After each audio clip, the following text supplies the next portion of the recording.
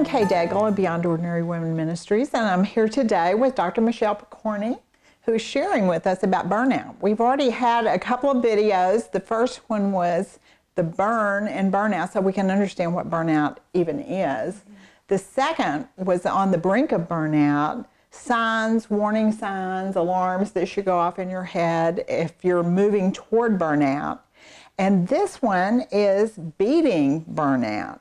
Recommended practices for prevention and recovery. So, Michelle, as we get into this, let's assume that you've already moved into a phase of burnout in your life. And I don't know where a line is, but really you're burned out. Sure.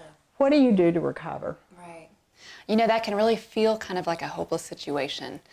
But Sure, probably is. yes. But it actually can be an opportunity, a great opportunity to work with the Lord to develop a new way of living.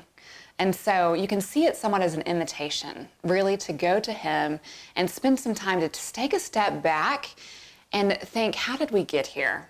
And so in that process, I've found that people that have recovered from burnout often learned a great deal about themselves. They learned about their trigger points. They learned about what stresses them out. They learned about how to cultivate practices to really connect them to the vine, to connect them to the source. And so it can be a great opportunity to really grow. So that's once you've already been burned out.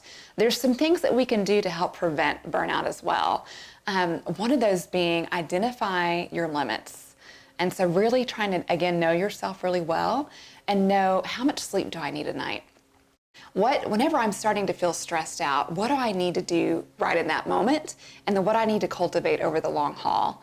And we talked in the last video about 3 areas that pastors had neglected in their lives that led them to burnout. They'd neglected their rest, they neglected their people that could pour into them, and they neglected their means of connecting with God. And so on the flip side of things, those are areas that we need to cultivate. And so I think about the life of Jesus and the practices that He did, and He is our model for what it means to be fully human and fully alive. And so He had this pattern of engaging with people and ministering to them, but also taking some time back to get rejuvenated by the Father. And so we need to cultivate the same thing, a healthy rhythm of work and rest.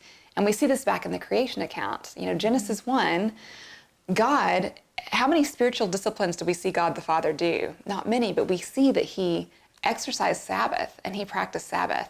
And that's the first thing that Adam and Eve did after they were created, where they spent time enjoying God and enjoying His gifts. And so we have this wonderful gift of Sabbath that I think we here in America think of as a luxury thing, when really it's something that we desperately need. We need to stop. We need to remember that we are not God, that He's the creator and we're the created. So cultivating Sabbath is definitely one aspect that can help prevent and recover from burnout. And I think a lot of people are like, I was growing up, I was taught that was the law, and we didn't have to worry about that anymore. So you can be just as busy on Sunday as you are any other day of the week, which isn't healthy. Right. Yeah, there's that Protestant work ethic that keeps us driving. And that's manifested itself in my life as well. I kind of had this tendency to think that I needed to earn the right to enjoy a Sabbath. And so if I worked really hard throughout the week and managed my time really well, then I could take a break on Sundays. But on the flip side, if I didn't, then I needed to keep pushing through. And that's kind of a backwards orientation. Like I said, Adam and Eve, one of the very first things that they did was they rested in relationship with the Lord. And then that formed them for the rest of the week. It gave them a better view of who God is and who they were. It reminded them of that. And so for me, the practice of Sabbath has been one of the very most powerful things in helping to free me from performance-based acceptance, from thinking that I need to perform in order to earn, or in order to have value. And so resting in the grace that God gives through that gift has been a powerful thing for my spiritual life. And you know, really beginning to observe Sabbath more was a thing that really helped me after I was burned out, for a little bit different reason, because mine wasn't so much performance oriented as it was who's going to do this if I don't? Right. It's, I guess maybe back more to that Messiah complex that I've got to do this. Yes. And instead, believing that God could take care of what needed to get taken care of, and he wasn't dependent on me. Right, exactly. That God could move without me. Right. Imagine. Yeah, it's a mindset shift. It's something that we need to be reminded of often, that he's the creator and we're the created.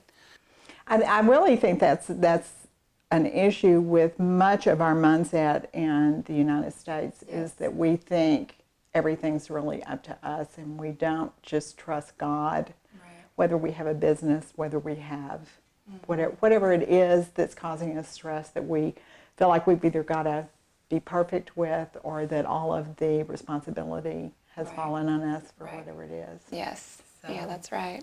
Well, do you have any last words for our audience? Any one thing that you would suggest to them as they think about burnout? They certainly will be able to download the resources that you're suggesting on our website at beyondordinarywomen.org. But is there any just last word of wisdom that you'd like to impart?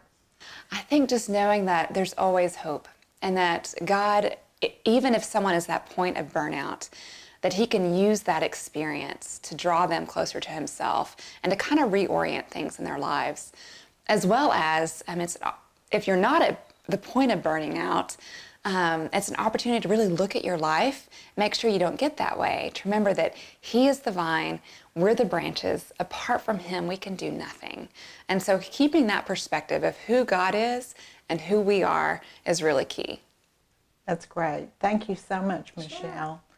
And we will hope to see you again with some of our other videos that are on beyondordinarywomen.org under resources. We've got general leadership videos where this will be. We've also got videos for small group leaders, teachers, just for living the Christian life. And be sure and browse our website, and if we can help you in any way, if you need to contact us, if you have some questions about burnout, I'd be happy to talk to you, and if I don't know the answer, I'll call Michelle.